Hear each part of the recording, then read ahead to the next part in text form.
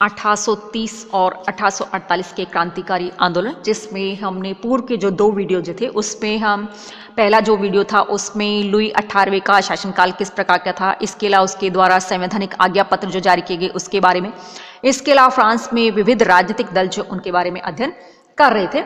और जिसमें हम दूसरा जो हमारा वीडियो था उसमें हम कट्टर राजसत्तावादी उनके जो दल जो थे उनके बारे में अध्ययन किया, जिसमें कट्टर राजसत्तावादी दल, उदार राजसत्तावादी दल, उदारवादी दल, प्रजातंत्रवादी दल, इसके अलावा बोनापार्टिस्ट दल और रिशुल का मंत्रिमंडल और देकाजे के मंत्रिमंडल जो उसके बारे में अध्ययन किया। अब तीसरा जो हमारा वीडियो है उसमें हम अन्य जो मंत्रिमंडल जो है किस प्रकार से बने और किस प्रकार से लुई 18वें जो है उसके समक्ष कठिनाइयां आई उन सब के बारे में अध्ययन करेंगे।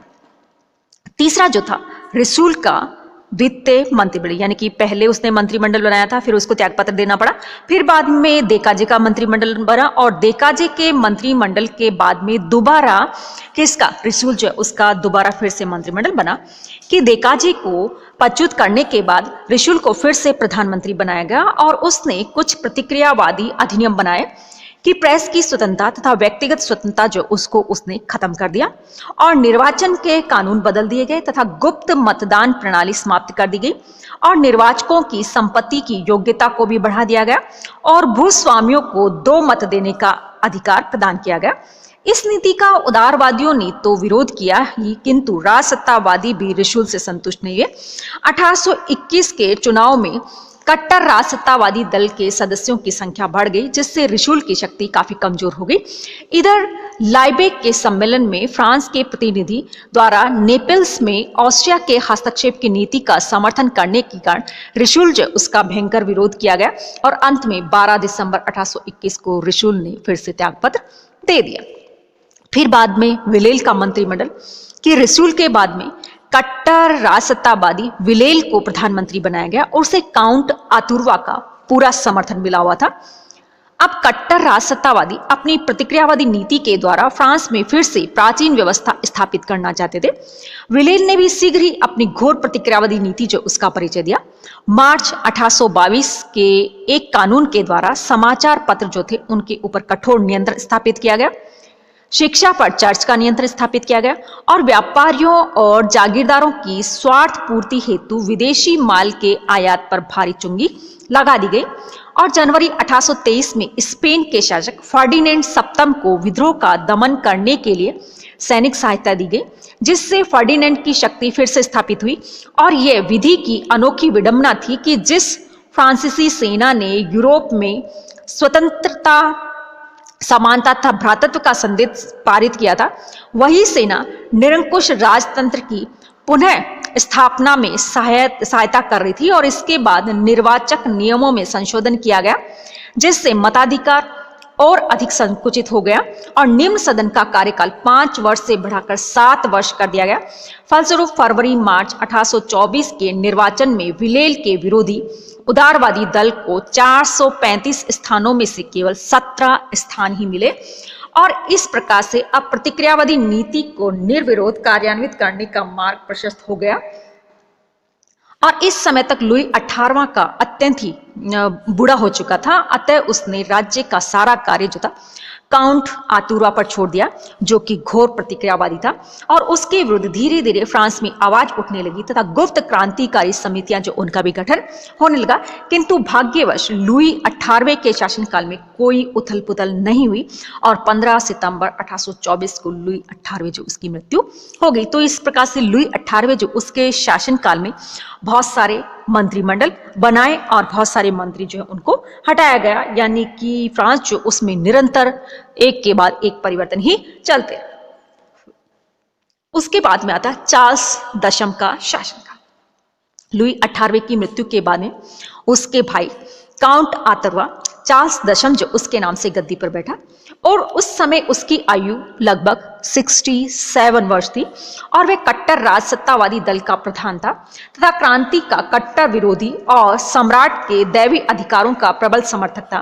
वह कहा करता था कि इंग्लैंड के राजा के समान शासन करने की अपेक्षा मैं लकड़ी फाड़ना ज्यादा या बेटर पसंद करूंगा। वह चर्च और शासन की एकता का प्रबल समर्थक था तथा पुरातन व्यवस्था को फिर से प्रतिष्ठित करना चाहता था। और नए सम्राट से साधारण जनता जितनी घृणा करती थी, कुलीन वर्ग के लोग उतना ही उसका आदर किया करते थे। चार्ल्स दशम ने गद्दी पर बैठते ही सम्राट की निरंकुश सत्ता स्थापित करने के उसके लिए प्रयास करने शुरू कर दिए और विलेल का मंत्रिमंडल पहले के जैसा ही बना रहा। अब राजनीतिक परिस्थितियां उसकी प्रतिक्रियावादी नीति को कार्यान्वित करने के लिए बिल्कुल अनुकूल थी। सम्राट और संसद का सहयोग भी उसे प्राप्त होने लगा और विलेल ने कट्टर राजसत्तावादियों की चिर अभिलाषा पूर्ण करने का निश्चय किया। क्रांति काल में कुलीनों की जो संपत्ति अपहृत कर ली गई थी, उसकी क्षतिपूर्ति के लिए लगभग 1 अरब फ्रैंक की राशि जो है उसको स्वीकृत किया गया और विलेल ने चर्च के पादरियों के अधिकारों में वृद्धि करने तथा राज्य में उन्हें प्रभावशाली बनाने के भी प्रयत्न किए। और जनवरी 1825 में एक कानून के द्वारा भिक्षुणियों की धार्मिक संस्थाओं एवं उसकी संपत्ति पर चर्च का नियंत्रण स्थापित किया गया। अप्रैल 1825 में धर्म के उल्लंघन या धर्मोल्लंघन कानून द्वारा धार्मिक विषयों पर वाद विवाद करना दंडनीय अपराध घोषित कर दिया, यानी कि धार्मिक विषय जो उनके ऊपर कोई कुछ भी नहीं बोल सकता था।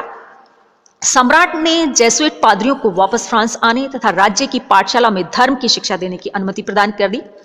इस प्रकार से राज्य में पादरियों का प्रभाव दिन प्रतिदिन बढ़ता गया। इस संबंध में ड्यूक ऑफ वेलिंगटन ने लिखा था कि राजनीतिक अनुभव जैसी कोई चीज है ही नहीं। जेम्स इत्ते का उदाहरण सामने होते हुए चार्ल्स दशम पादरियों के द्वारा तथा पादरियों के लिए शासन स्थापित कर रहा था। चार्ल्स दशम और मंत्रिमंडल की प्रतिक्रियावादी नीतियों के कारण उदारवादियों का विरोध बढ़ता जा रहा था।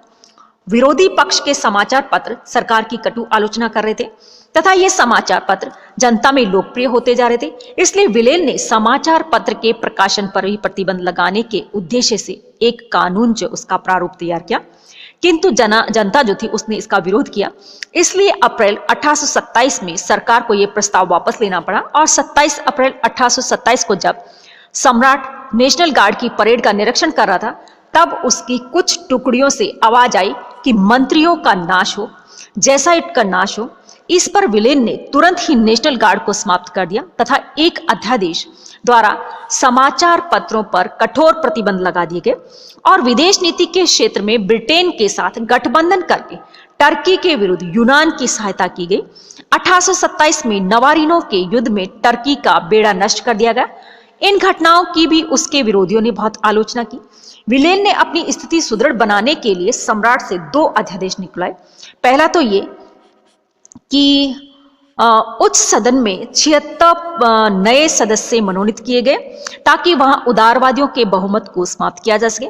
दूसरा अध्यादेश जो था वो ये था कि निम्न सदन को भंग कर नए चुनाव की घोषणा की गई और नए चुनाव में विरोधी दलों को बहुमत प्राप्त हो गया। अतः जनवरी 1828 में विलेल ने त्यागपत्र दे दिया। तो ये विलेल जो उसका मंत्रिमंडल जो यहाँ पर समाप्त हो जाता है। उसके बाद में मार्टिग्नेक का मंत्रिमंडल कि विलेल के पतन के बाद चार्ल्स दशम ने विकामटे डी मार्टिग्नेक को प्रधानमंत्री बनाया।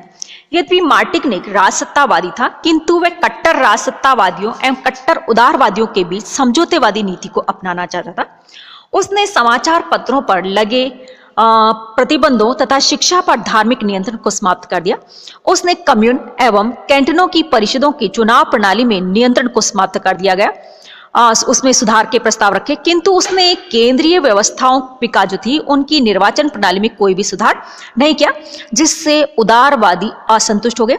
दूसरी ओर उसकी जो नीति जो थी उससे कट्टर राजसत्तावादी जो थे वो भी क्रोधित हो उठे। अप्रैल 1829 में उसका दोनों पक्षों ने तीव्र विरोध किया और अंत में मार्टिग्नेक ने भी त्यागपत्र दे दिया। इस प्रकार से फ्रांस में दोनों पक्षों के मध्य समझौतावादी नीति जो है उसका नूतन प्रयोग जो था वो भी असफल हो गया था।